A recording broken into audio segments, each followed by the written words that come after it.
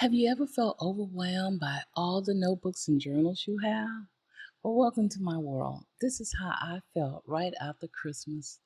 I was gifted a variety of notebooks, journals, and writing pens, added to the abundance of journals I had already purchased for myself right before the holidays, mainly because they was cute and on sale. Don't go down that rabbit hole. Anyway, I felt like a toddler in a room with too many toys. Instead, I had a desk covered with too many notebooks, and the struggle became real, really fast.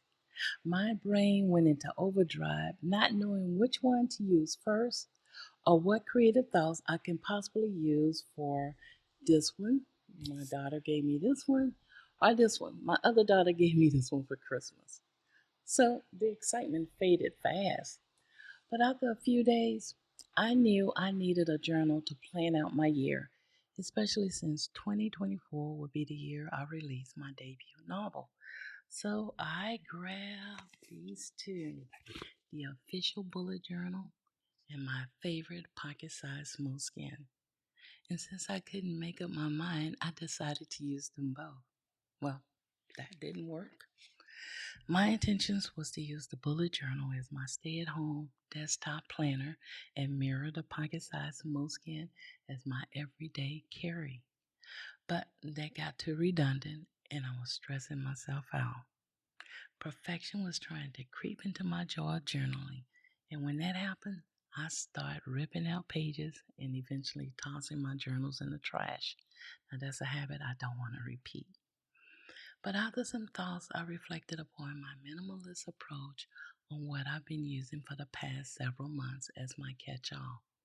I figure if it ain't broke, don't fix it. Keep it super simple and plan my year out in my new pocket size moleskin, making it my everyday carry with some changes. A little more organized and flexible in the setup, housing my goals, daily D's, a future log, and a few collections. It's my way of adapting to the new year while elevating the level of organization. The moleskin remains my faithful catch all, capturing the essence of each day, while this new edition focuses on the broader details of my journey through 2024. This is my pocket sized moleskin catch all everyday planner that I'm going to use for 2024. I have my little stickers on here of coffee. You know, I love coffee. And yeah, let me take you through a little tour. And this is the front of my book. In case it's lost, please help me find my second brain. Therapy is in progress while gathering my scattered thoughts.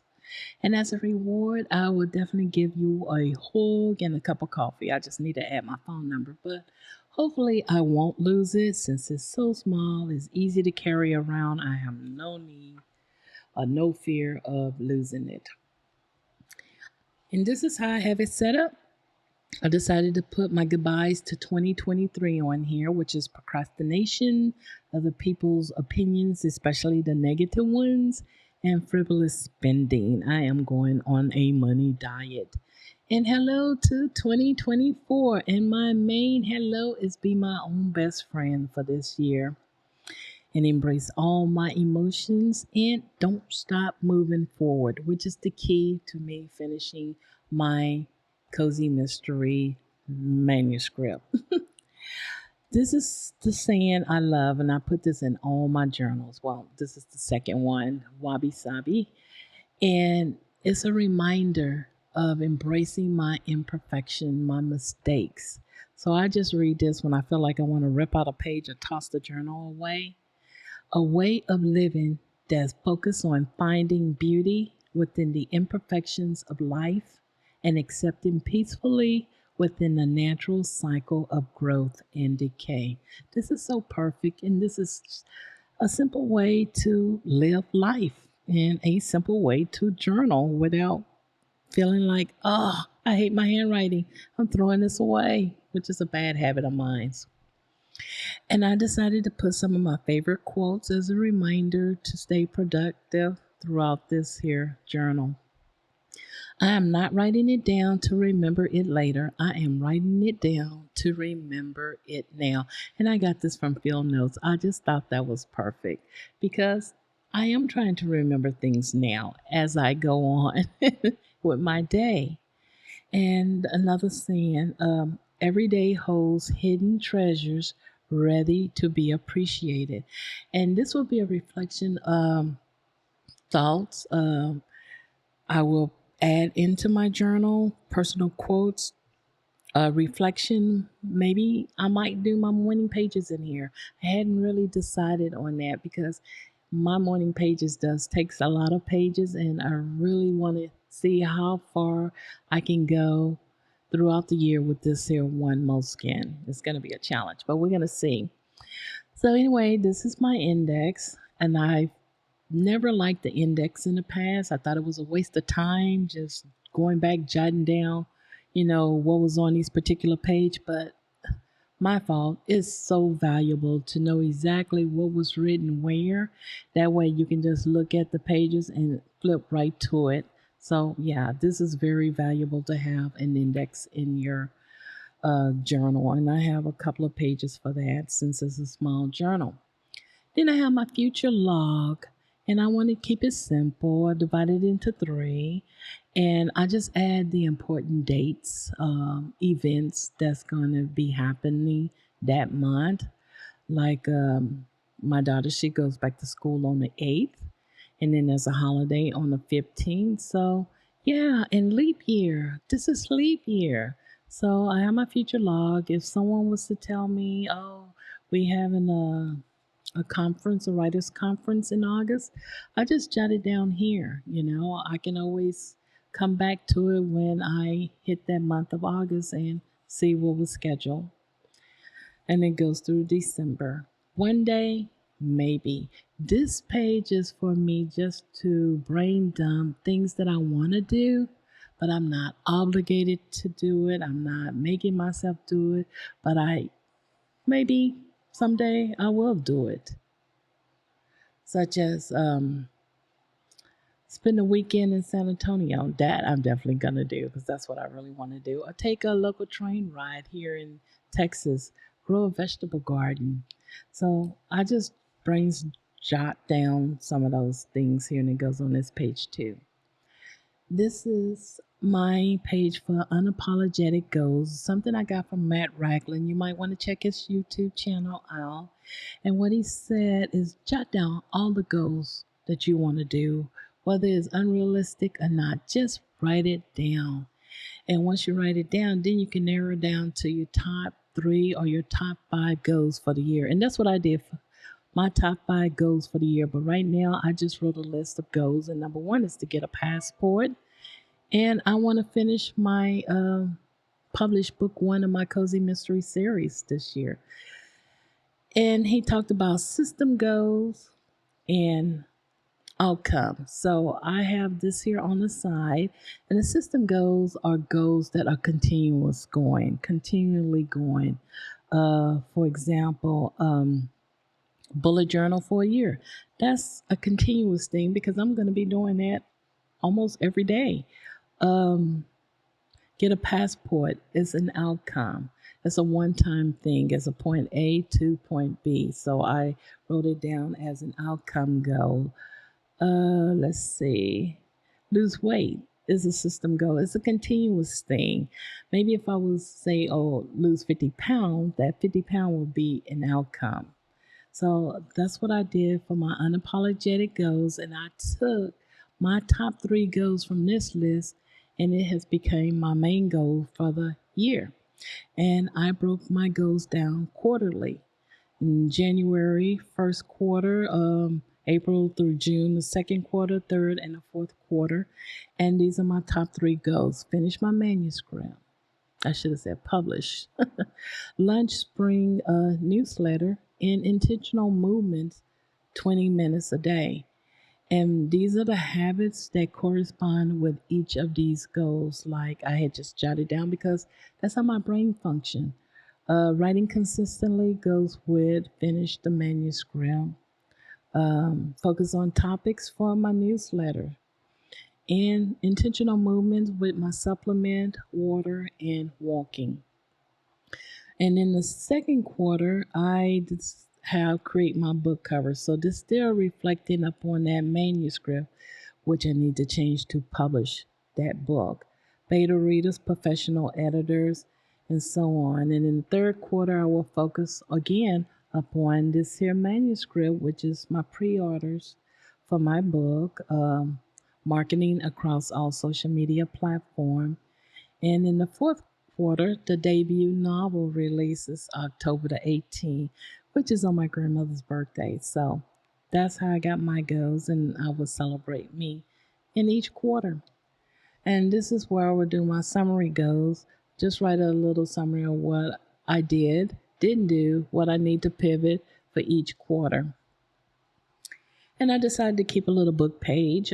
These are the main books that I want to read in the first half of this year. So I just list them here and the author. And that was a quote I heard earlier in the day: read what you love until you love what you read. And I love reading cozy mysteries. So my goal is to read all of Elizabeth Spann Craig's series, cozy mystery series, and V.M. Burns' Cozy Mystery Series. I will read more books, but these are the main ones I want to read during the first quarter. And this is my book blog where I will write down the books that I read and the author, and I would give a one word summary, usually some kind of adjective that how the book left me feeling, and I would rate it on a scale of 3 to 5. And I say 3 to 5 because if it's below a 3, I don't want to waste my time reading it. I used to read books that I didn't really enjoy just because I purchased it or I checked it out at the library, but that won't happen anymore. And the order is review. If my goal is to leave a review for the books I read, and I would just leave a check mark there. So that's how I have that planned. And now to my monthly log. This is January, and I will just keep it simple. Use a rapid log for each month, highlighting the most important thing that I need to do for that particular day. And as the day passes, I will scratch it out. Always review what I have scheduled down or add what I need to add to my monthly log. And I put a little tab here to indicate that this is in January, and when February comes, I will use the same kind of tab and put one for February so it'll be easy to access as well. And this is how I will set my month up. Little calendar, since I am visual, I like to see it as well.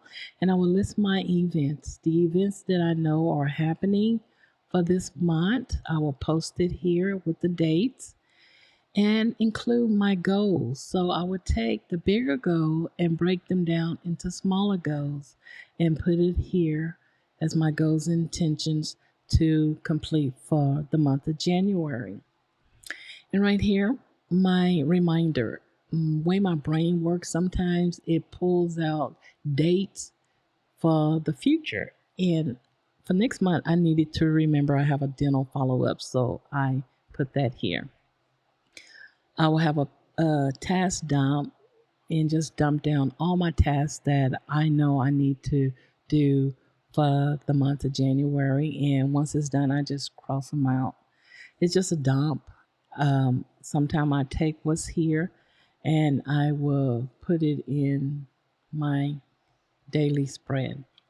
I'm not good with tracking things, but my doctor wanted me to start tracking my blood pressure. So I decided I will do that. That's one good habit I can get into in keeping a tracker. So for the whole month of January, I will track my blood pressure, pulse, and whatever notes I need to add, I will put it there.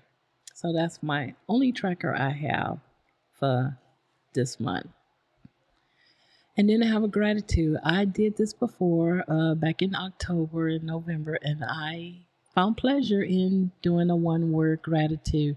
And I'm trying to remember, use different words for different things instead of repeating the same thing over and over. Because sometimes we can take for granted the little bitty simple things in life, like the rain and my daily planner. Um, Monday, I just write the day, the month, and the date. It's Monday. I didn't do nothing but relax and played Animal Crossing all day long. It was Happy New Year's. And I'm just doing it one day at a time. I don't want to be stuck on a strict schedule where I just have to plan it all out because I may not do anything on the third or the fourth. So on Tuesday, I did plan that out. And then I wrote down my weekly goals for this week. And the way my brain worked, it came in late. If I was truly organized as I was at one point in my life, I would have been so furious with myself for not doing this before I did my day. But hey, I'm leaving that alone, not embracing perfection, imperfection is okay. I know what it means. So my weekly goals, I wrote it here. So I broke down that bigger goal into smaller goals and put it here for this week. And at the end of the week, I would do a review and see what I need to change. Maybe I need to break or grow down even farther. Then I didn't record anything on Wednesday, but on yesterday, January the 4th, I did this. I wrote down, and these are my keys. I really don't need this to follow, but I just wrote them down. I got a little frustrated in this space. I was feeling like I'm not doing something right. Actually, I tried to do something different. I tried to use, get it up a little bit, this. I was gonna do a big one to keep on my desk and keep the little small moleskin with me at all times. But I got frustrated with this. Super frustrated. I felt like it was too big, it was too much, and it was redundant in a way. And I really didn't need this. So I went over here. It was too structured, which is okay if you like that. But I'm still trying to get out of the bad habit of tossing and tearing and tossing. So, yeah, this was the week. I do like this setup, but it just felt so restricted, and it had to be so well done. It was just that mind thing. So I had to say, forget this. This is not what I want, and put it away to the side. And I put a little sticker here to say, you got this. Put that away, stick to what works, and don't deviate from it until maybe in time. So, yeah. So I did Friday. And if I want to, I can just write down anything I want, however my brain will function, because I'm not going to do Saturday until Saturday gets here. And I know I have my writing boot camp on Saturday, and I'm going to be jotting notes down on Saturday. That's how I want to do it. So, oh, and in the back, I decided I wanted a collection. I was going to use a different notebook for collection. And I decided to do my YouTube brainstorming in the back here. I can just do whatever. It's just how I have it set up the last few pages. I can just jot down all the things I want to jot down on here and go on from there. And the little Moleskine has this pocket, so whatever, you can put whatever in it. So this is my planner for however long. It probably gonna last me, I don't know, probably a couple of months. I'm hoping it'll last a little bit longer. But for now, I'm just gonna take it one day at a time and keep planning and carrying my pocket sized moleskin, my everyday planner, catch all notebook. So there you have it, a little journey into my 2024 notebook. What are some creative things that you use your journal for? Share with me in the comments below. Until next time, keep it simple and stay organized. Happy New Year's.